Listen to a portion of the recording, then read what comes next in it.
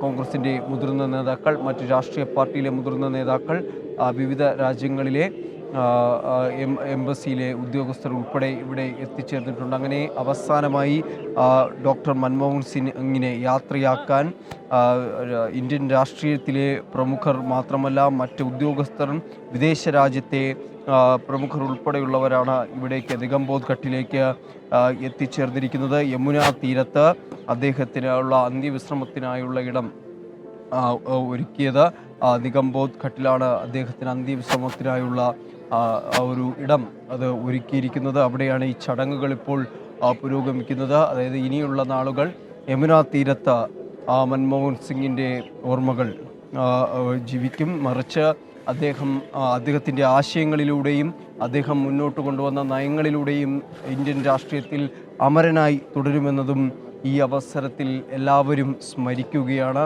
91 രാഷ്ട്രീയ പ്രവേശനം മുതൽ രാജ്യം അദ്ദേഹത്തിൻ്റെ സംഭാവനകൾ ഇന്നും ഓർമ്മിക്കപ്പെടുന്നുണ്ടെന്ന് കാലങ്ങൾ കഴിഞ്ഞാലും മൻമോഹൻ സിംഗിൻ്റെ സംഭാവനകൾ രാജ്യം ആദരവോടുകൂടി തന്നെ ഓർക്കുമെന്നതിൽ ഒരു സംശയവുമില്ല. രാജ്യം നേരിട്ട തൊഴിലില്ലായ്മ അത് ഉന്മൂലനം ചെയ്യുന്നതിനു വേണ്ടി തൊഴിലുറപ്പ് പദ്ധതി ആവിഷ്കരിച്ചത്, സാമ്പത്തിക മാന്ദ്യത്തിൽ കൂപ്പുകുത്തിയ ഇന്ത്യയെ പിടിച്ചുയർത്താൻ അദ്ദേഹം നടത്തിയ ശ്രമങ്ങൾ, അതിലൂടെ ഇന്ന് ഈ കാണുന്ന തരത്തിലേക്ക് രാജ്യം വളരുന്നതിന് അദ്ദേഹം നൽകിയ അടിത്തറ, അതെല്ലാം ഈ ഒരു അവസരത്തിൽ നേതാക്കൾ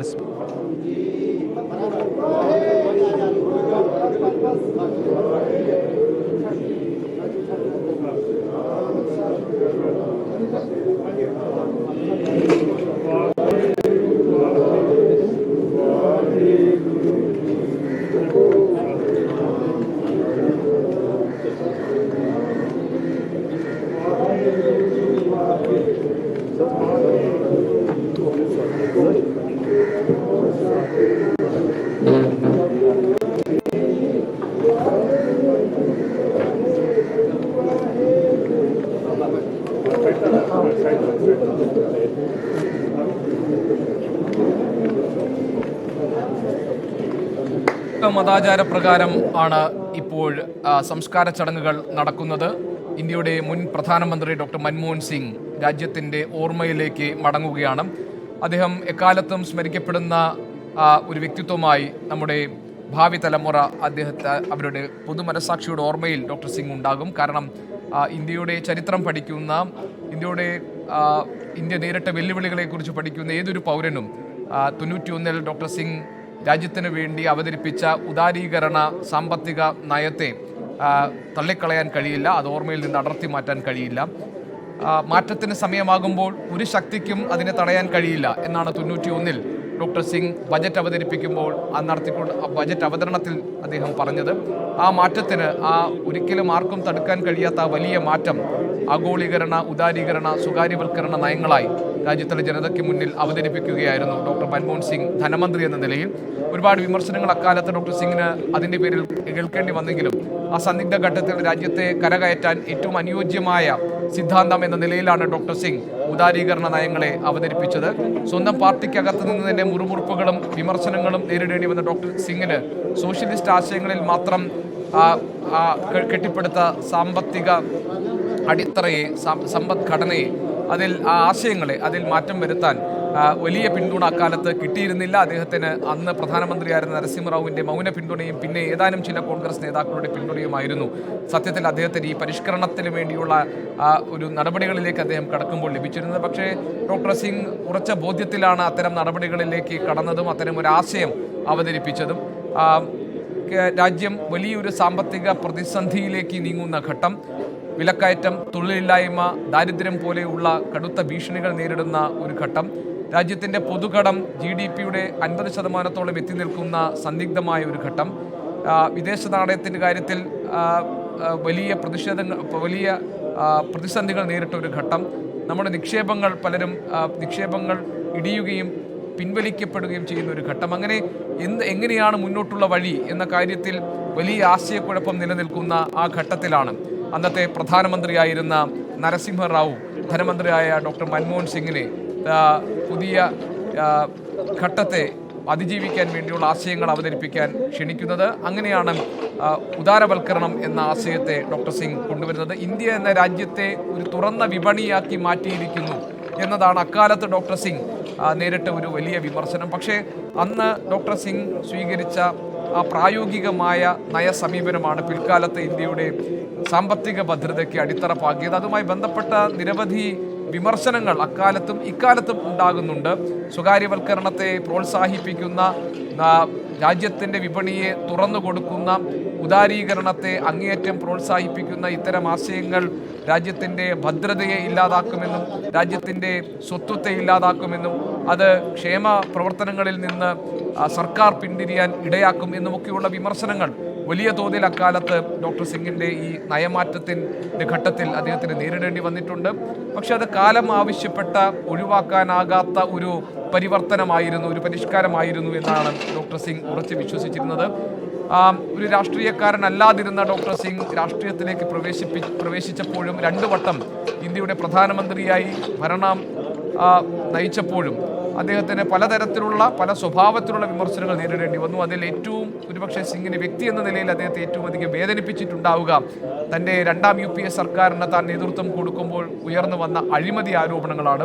വ്യക്തിപരമായി കളങ്കിതനല്ലാതിരുന്ന, വ്യക്തിപരമായി യാതൊരു വിധത്തിലുള്ള അഴിമതി ആരോപണങ്ങളും നേരിട്ടിട്ടില്ലാത്ത സംശുദ്ധമായ രാഷ്ട്രീയത്തിൽ വിശ്വസിക്കുകയും മൂല്യബോധത്തോടുകൂടി പ്രവർത്തിക്കുകയും ചെയ്തിട്ടുള്ള ഡോക്ടർ സിംഗിന് ഒരുപക്ഷെ അദ്ദേഹത്തിൻ്റെ നിഷ്കളങ്കമായ മനസ്സിനെ താങ്ങാവുന്നതിലും അധികമായിരുന്നു അക്കാലത്തെ വിമർശനങ്ങൾ. അങ്ങനെ വളരെ രൂക്ഷമായ ഭാഷയിലും മൂർച്ചയേറിയ വാക്കുകളിലും വിമർശനങ്ങൾ നേരിട്ടപ്പോഴാണ് ചരിത്രം കരുണ കാണിക്കും എന്ന ഒരു പ്രതീക്ഷ ഡോക്ടർ സിംഗ് അദ്ദേഹത്തിൻ്റെ പ്രതികരണത്തിലൂടെ പ്രകടിപ്പിച്ചത്.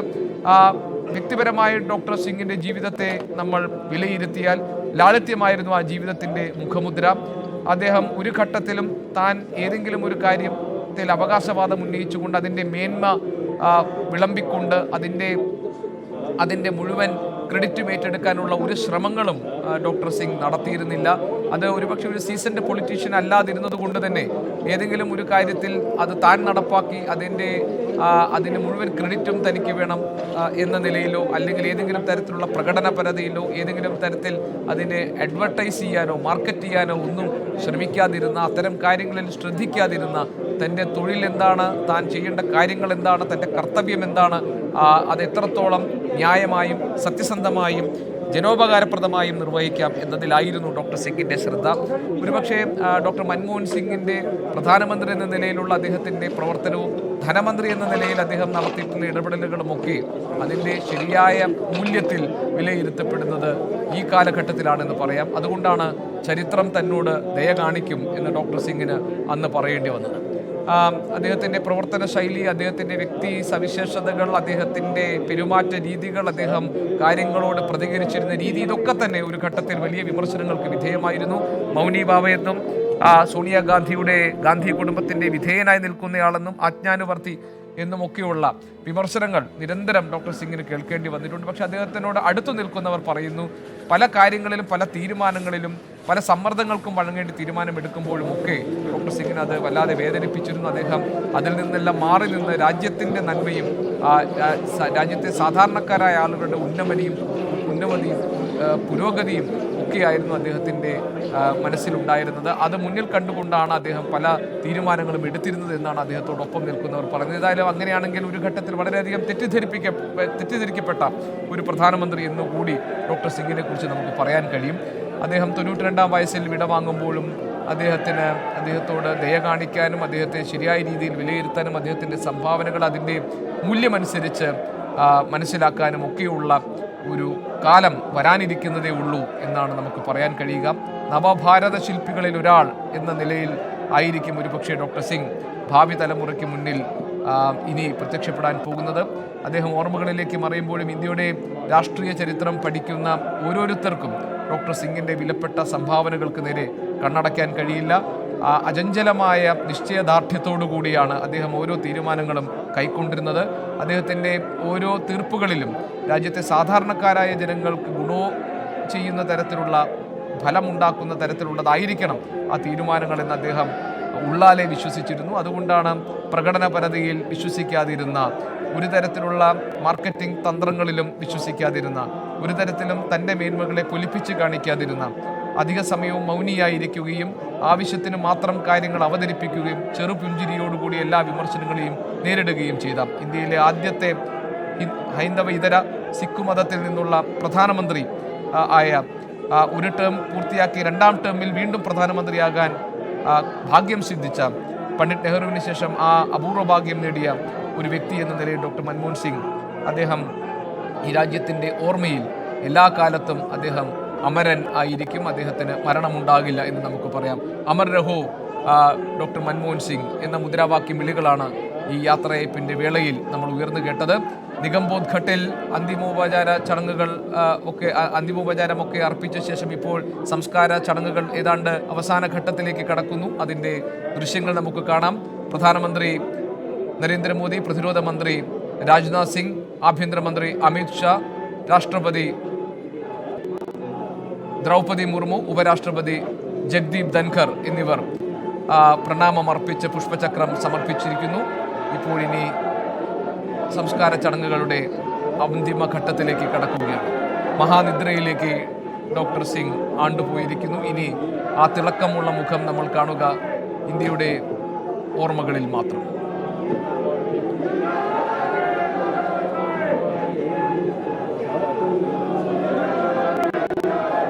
സിഖ് മതാചാരപ്രകാരമുള്ള സംസ്കാര ചടങ്ങുകളാണ്, അന്ത്യ ശുശ്രൂഷകളാണ് ഇപ്പോൾ നടന്നുകൊണ്ടിരിക്കുന്നത് നിഗംബോധ് ഘട്ടിൽ. അതിൻ്റെ ദൃശ്യങ്ങൾ നമുക്ക് കാണാം. ഒരാഴ്ച നീണ്ടു നിൽക്കുന്ന ദുഃഖാചരണത്തിലേക്ക് രാജ്യം കടന്നു കഴിഞ്ഞു. ഡോക്ടർ മൻമോഹൻ സിംഗിൻ്റെ സംഭാവനകളെ കോൺഗ്രസ് പാർട്ടിയും കോൺഗ്രസ് നേതൃത്വവും കാണുക അദ്ദേഹം രാജ്യത്തിന് നൽകിയ സംഭാവനകൾ എന്ന അർത്ഥത്തിൽ മാത്രമായിരിക്കില്ല. പാർട്ടിയുടെ നയങ്ങളെ കൃത്യമായി മനസ്സിലാക്കുകയും പുതിയ ആശയങ്ങൾ അവതരിപ്പിക്കാനുണ്ടെങ്കിൽ മടികൂടാതെ ആ കാര്യങ്ങൾ അറിയിക്കുകയും, എന്നാൽ പാർട്ടിയുടെ എല്ലാ വിധത്തിലുള്ള ഡിസിപ്ലിനകത്ത്, അതിൻ്റെ ചട്ടക്കൂടിനകത്ത്, അതിൻ്റെ നിബന്ധനകൾക്കകത്ത്, അതിൻ്റെ മാന്യതയൊട്ടും കൈവിടാതെ ഏറ്റവും ജെന്റിൽമാൻലിയായി കാര്യങ്ങളെ അവതരിപ്പിക്കുകയും കാര്യങ്ങളോട് പ്രതികരിക്കുകയും വിവാദങ്ങളിൽ നിന്ന് അകന്നു നിൽക്കുകയും കാര്യമാത്ര പ്രസക്തമായി വിഷയങ്ങളിൽ ഇടപെടുകയും ചെയ്യുന്ന ഒരു പക്വമതിയായിരുന്ന ഒരു നേതാവ് എന്ന നിലയിലായിരിക്കും ഡോക്ടർ മൻമോഹൻ സിംഗിനെ കോൺഗ്രസ് നേതൃത്വം വിലയിരുത്തുക. അതുകൊണ്ട് തന്നെ 92-ാം വയസ്സിലാണ് അദ്ദേഹത്തിൻ്റെ മടക്കം. ഒരു ജീവിതചക്രം പൂർത്തിയാക്കിയാണ് അദ്ദേഹത്തിൻ്റെ മടക്കം എന്ന് പറയുമ്പോഴും അദ്ദേഹത്തിൻ്റെ അസാന്നിധ്യം കോൺഗ്രസ് നേതൃത്വത്തെ സംബന്ധിച്ച് അവർക്ക് കനപ്പെട്ടതായി തന്നെ അനുഭവപ്പെടും. കാരണം ആ നിലയ്ക്കുള്ള ഇടപെടലുകൾ ഡോക്ടർ സിംഗിൻ്റെ ഭാഗത്തുനിന്നുണ്ടായിട്ടുണ്ട്. അദ്ദേഹത്തിന് പറ്റാവുന്ന തരത്തിൽ അദ്ദേഹം ഒരു പാർട്ടി യോഗങ്ങളും കൂടിയാലോചന യോഗങ്ങളും ഡോക്ടർ സിംഗ് ഒഴിവാക്കിയിട്ടില്ല. അദ്ദേഹം ശാരീരികമായ അവശതകൾ അനുഭവിച്ചിരുന്ന സമയത്ത് പോലും ഓൺലൈനായി അത്തരം യോഗങ്ങളിൽ അദ്ദേഹം പങ്കെടുത്തിരുന്നു. AICCയുടെ പ്രവർത്തക സമിതിയാണെങ്കിലും AICCയുടെ മറ്റു കൂടിയാലോചന യോഗങ്ങളാണെങ്കിലും ഇനി അഥവാ സോണിയാഗാന്ധി വിളിച്ചു ചേർക്കുന്ന യോഗങ്ങളാണെങ്കിലും അതിൽ നിന്നൊന്നും ഡോക്ടർ സിംഗ് ഒരു കാലത്തും വിട്ടു നിൽക്കുകയോ ഏതെങ്കിലും തരത്തിൽ അദ്ദേഹത്തിന് ഭിന്നാഭിപ്രായമോ വിയോജിപ്പുകളോ ഉണ്ടെങ്കിൽ അത് ഏറ്റവും മാന്യമായ രീതിയിൽ നേതൃത്വത്തെ അറിയിക്കുക എന്നതിനപ്പുറത്ത് ഒരു തരത്തിലും മാധ്യമങ്ങളിലെ തലക്കെട്ടുകൾ തീർക്കും വിധം താരപരിവേഷണം ലഭിക്കും വിധം ഒരു വിവാദത്തിനും ഡോക്ടർ സിംഗ് കൂട്ടുനിന്നിരുന്നില്ല.